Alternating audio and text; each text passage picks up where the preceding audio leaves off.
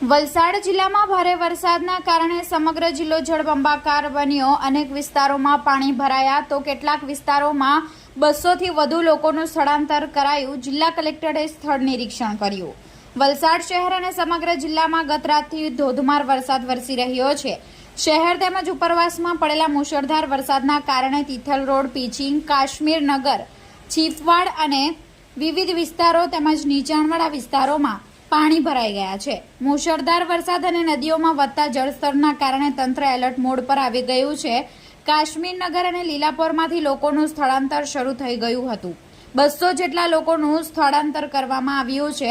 વલસાડ જિલ્લા અને ઉપરવાસમાં છેલ્લા 24 કલાકથી પડી રહેલા મુશળધાર વરસાદના કારણે જળબંબાકારની સ્થિતિ સર્જાઈ છે। હવામાન વિભાગ દ્વારા 21 અને 22 જુલાઈના રોજ આપેલી અતિભારે વરસાદની આગાહીના પગલે સમગ્ર જિલ્લા તંત્ર એલર્ટ મોડ પર આવી ગયું છે।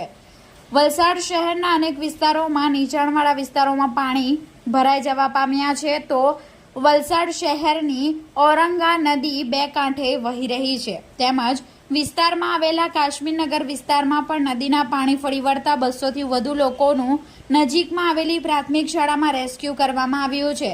સમગ્ર ઘટનાના સ્થળ નિરીક્ષણ માટે વલસાડ જિલ્લા કલેક્ટર પર સ્થળ ઉપર પહોંચ્યા છે। સાથે જ એનડીઆરએફની ટીમ પણ તૈનાત કરવામાં આવી છે અને તંત્ર સતત વોચ રાખી રહ્યું છે।